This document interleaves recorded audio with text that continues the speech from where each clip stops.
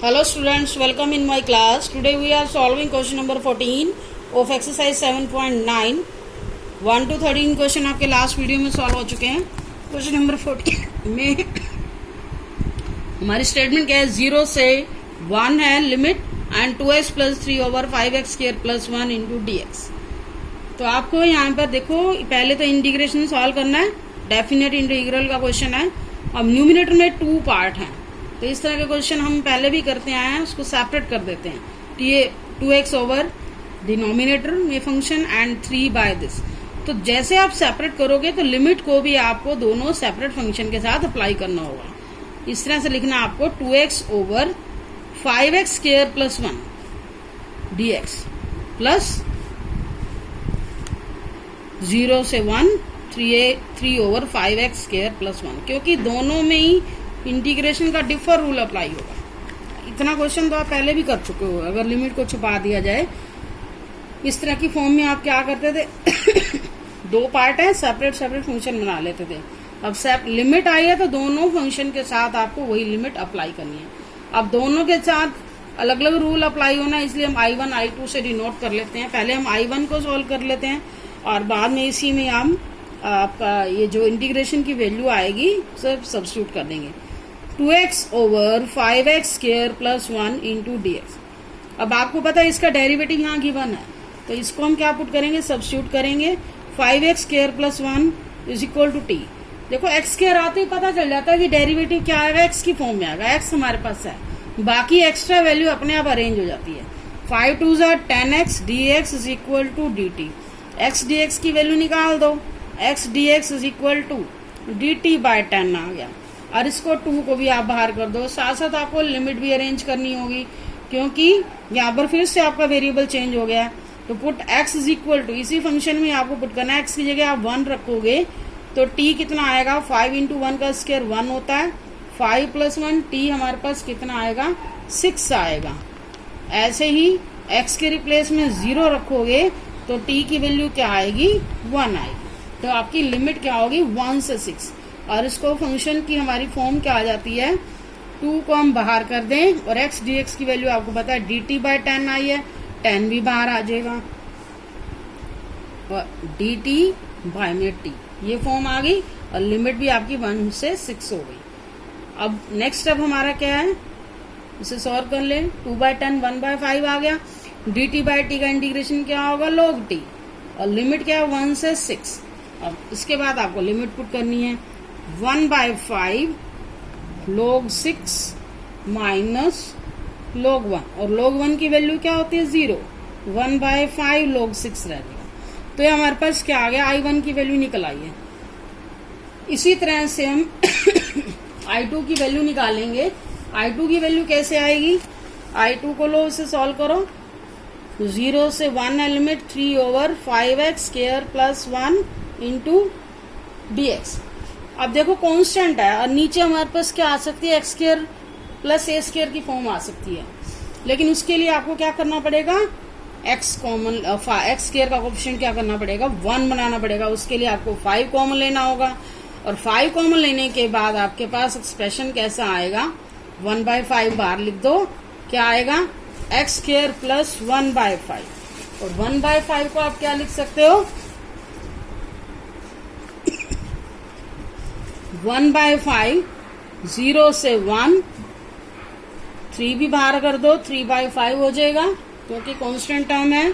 dx over इसको perfect square की form में लिखो, 1 बाय रूट 5 कर दो, तो हमारी x square plus a square की फॉर्म हो चुकी है.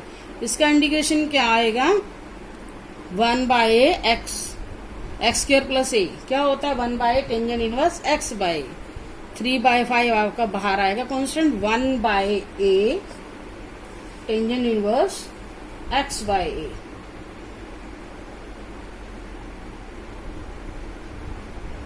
एक्स स्क्वायर प्लस,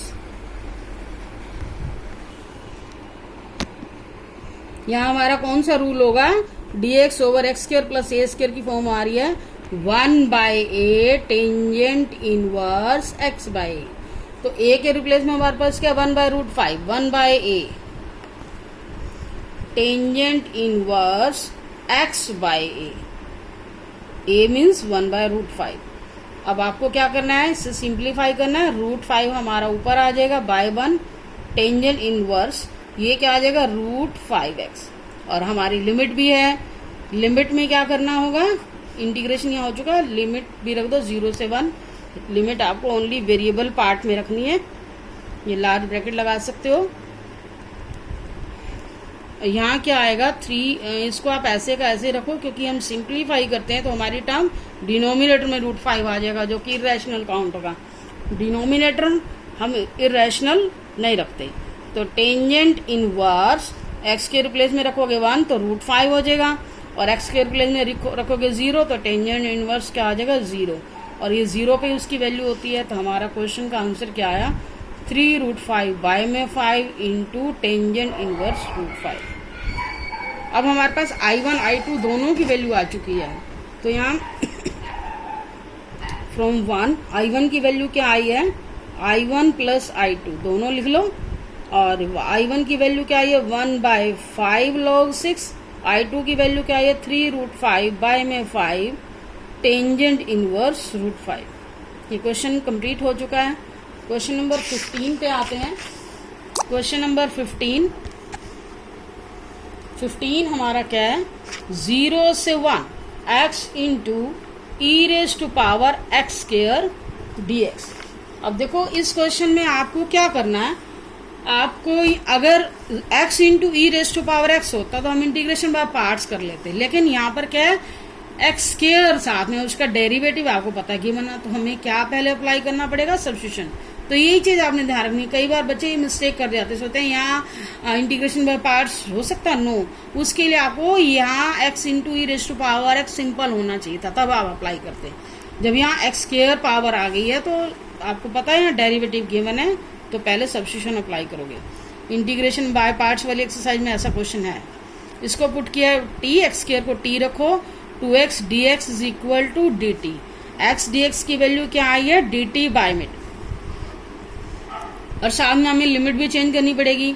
अब आप क्या करोगे, x की जगह 1 रखो तो t भी क्या आएगा 1 आएगा, x की जगह 0 रखोगे t भी क्या आएगा 0 आएगा, और dx की वैल्यू क्या आई है, लिमिट हमारी वही है 0 से 1 ही है, और x dx की वैल्यू dt/2 1/2 बाहर कर दो और हमारे पास क्या है x dx dt हो गया, e⁻t इंटू dt ये फॉर्म हो चुकी है। तब इसका इंटीग्रेशन तो बहुत सिंपल ही है 1/2 e⁻t का इंटीग्रेशन क्या आएगा e⁻t। अब देखो डेफिनेट इंटीग्रल है, इस चीज का आपने ध्यान रखना, प्लस c नहीं लिखना जब हमारे पास लिमिट वाले क्वेश्चन आते हैं। 1/2 अब t के रिप्लेस में रखो 1 e⁻1 0 रखोगे e⁻0, और आपको पता है किसी भी वैल्यू के ऊपर जब 0 पावर आती है उसकी वैल्यू क्या होती है 1। तो इसका आंसर क्या आया e-1/2 इंटू e-1। क्वेश्चन हमारा बहुत सिंपल क्वेश्चन था। क्वेश्चन नंबर 16 क्वेश्चन में क्या है हमारे पास 1 से 2 5x² over x² plus 4x plus 3। 16 question में आपने ध्यान रखना है, देखो यहाँ दोनों ही पावर क्या है सेम है, ये भी x² है न्यूमिनेटर में, डिनोमिनेटर में भी x²। हमारा फंक्शन क्या है इम्प्रॉपर फंक्शन है। इम्प्रॉपर फंक्शन में आपको पता है पहले हम डिवाइड करते हैं, तो 5x² को आप क्या करोगे डिवाइड करोगे। लिमिट वाला कॉन्सेप्ट आपका बाद में लगेगा, पहले आपको फंक्शन को सिंपल बनाना है। तो हमारा ये पहले किससे जाएगा 5 से 5x² प्लस 20x। लगभग सारी एक्सरसाइज के रूल अप्लाई हो गए हैं इस एक्सरसाइज में। 5 4 20x प्लस 5 3 15। अब इसमें हम साइन चेंज करेंगे, दिस कैंसल -20x -15। तो हमारी फंक्शन की फॉर्म क्या आ गई 1 से 2 5x² over x² plus 4x plus 3। तो फंक्शन हमारा क्या लिखा जाएगा अब 5 -20x प्लस 15, ये माइनस यहाँ कॉमन आ चुका है, over x² plus 4x plus 3। Integration के 2 पार्ट हो गए, ये फंक्शन 2 पार्ट्स में ब्रेक हो गया, dx 1 से 2। अब देखो इसका इंटीग्रेशन तो बहुत इजीली निकाल देंगे। 1 से 2 5dx माइनस 1 से 2 20x plus 15 over x square plus 4x plus 3। अब इसका इंटीग्रेशन तो आप लिख लोगे 5x आ जाएगा, लिमिट क्या आ गई 1 से 2। यहाँ हमें I1 लिखना पड़ेगा क्योंकि इसमें अलग मेथड से हमारा इंटीग्रेशन होगा। इसे सॉल्व कर लेते हैं, नंबर 1 दे देते हैं, इसकी लिमिट बाद में पुट कर लेंगे जब हमारे पास I1 आ जाएगा। तो क्या करोगे, अब इसको आप सेकंड I1 को सॉल्व करो। पहले I1 की वैल्यू क्या है 20x प्लस 15। तो स्टूडेंट्स आपको इसमें पता चल गया होगा हमें कौन सा रूल अप्लाई करना चाहिए, पार्शियल फ्रैक्शन अप्लाई करना चाहिए। उसके लिए आपको डिनोमिनेटर के फैक्टर पहले करने होंगे as a form of linear factor. Factor इसके आएंगे x plus 1 into x plus 3। Two different fractions की फॉर्म में इसको कन्वर्ट कर रहे हैं, वो डिफरेंट फैक्टर ही हमारे पार्शियल फ्रैक्शन होते हैं। 1 मिनट।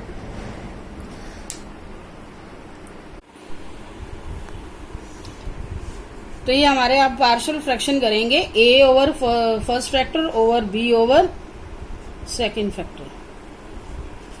नेक्स्ट स्टेप हमारा पार्शियल फ्रैक्शन वाली एक्सरसाइज में कर चुके हो। इसमें क्या लेते हैं, एलसीएम लेते हैं। अब मैं डायरेक्ट ही करा रही हूँ a into x plus 3 plus b into x plus 1। अब नेक्स्ट स्टेप हमारा क्या होता है, ए बी की वैल्यू निकालना। ए बी की वैल्यू हम कोफिशिएंट कंपेयर करके भी कर सकते हैं, जीरो वाले स्टेप से भी कर सकते हैं। Put x is equal to -1, zero वाले स्टेप से करोगे x की वैल्यू -1 रखते हो तो b 0 हो जाएगा। -20 plus 15 -1 3 -1 2a -5 2a -5/2 is equal to a। x is equal to put x is equal to -3 -3 रखोगे तो कितना आएगा 20 इंटू -3 प्लस 15 क्या आएगा -3, ये 0 हो गया। अब b वाली टर्म बचेगी -2 हो जाएगा। नेक्स्ट स्टेप हमारा क्या आएगा -60 प्लस 15 -2b कितना बचेगा यहाँ पर -45 -2b माइनस से माइनस कैंसिल 45/2। ए और बी दोनों की वैल्यू आ चुकी है। अब आपको ए और बी की वैल्यू दोनों ही पुट करनी है। 20x plus 15 over x plus 1 into x plus 3। A की वैल्यू क्या है -5/2 into x plus 1 and B की वैल्यू क्या है 45/2 इंटू एक्स प्लस 3। तब हमारे लिए इंटीग्रेशन लेना बहुत सिंपल है। इसी स्टेप पे आप इंटीग्रेशन अप्लाई करो। 20x plus 15 x plus 1 into x plus 3। 0 से 1 लिमिट भी है, यहाँ पर भी हम 0 से 1 लिमिट अप्लाई कर देते हैं। -5/2 into x plus 1 plus 45/2 into x plus 3 dx। अभी मैंने एक ही बार लिमिट लिखी है, अब इसको सेपरेट भी कर सकते हैं। -0 से -5/2 -5/2 को बाहर कर दो और लिमिट लगा दो 0 से 1। फंक्शन आपके पास क्या आ गया x प्लस 1 इंटू dx। ऐसे ही इस फंक्शन को भी सेपरेट करो। 45/2 0 से 1 लिमिट आ गई 1 over x plus 1 into dx। अब इसका इंटीग्रेशन क्या आएगा -5/2 into log x plus 1 plus 45/2। यहाँ हमें लिमिट भी लगानी है 0 से 1 45/2। इसका इंटीग्रेशन क्या आएगा, लार्ज ब्रैकेट लगा देते हैं, log x प्लस 3। तो इसका इंटीग्रेशन क्या आएगा, साथ साथ अभी लिमिट भी लिखो 5/2। अब यहाँ लिमिट पुट करो। अपर लिमिट log 1 x की जगह 1 रखोगे, log क्या आएगा 2 plus 1 plus 1 log 2 minus x की जगह 0 रखोगे तो क्या आएगा log 1। 45/2 log 4 minus log 3। x की जगह 0 रखोगे log 3 आ जाएगा।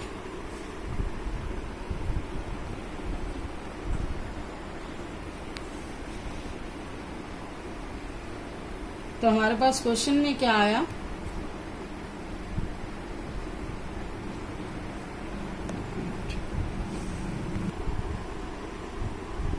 स्टूडेंट्स इसमें लिमिट की मिस्टेक हुई है। लिमिट आपकी 1 से 2 है, ये 1 से 2 राइट करनी है। मैंने लास्ट क्वेश्चन की लिख दिया 1 से 2, ये 1 से 2, ये आप कैलकुलेशन में ठीक कर लेना।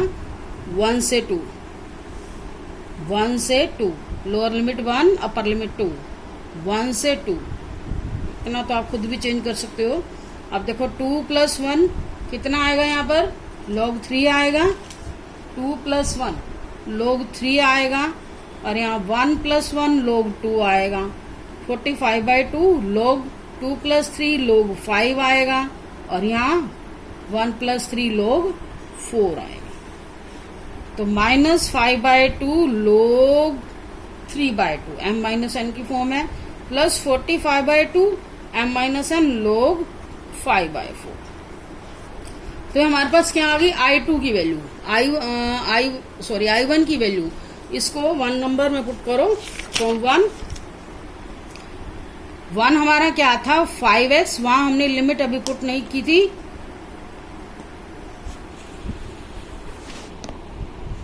लिमिट इसमें 1 से 2 है, और I1 की वैल्यू हमारी आ चुकी है। और बीच में देखो यहाँ माइनस भी है, तो I1 की वैल्यू लिखने से पहले आपको माइनस लिखना होगा। I1 की वैल्यू ब्रैकेट में लिख दो, -5/2 log 3/2 प्लस 45/2 log 5/4। और यहाँ लिमिट पुट करो 5 × 2 माइनस x की जगह 1 रखोगे 5 आ गया।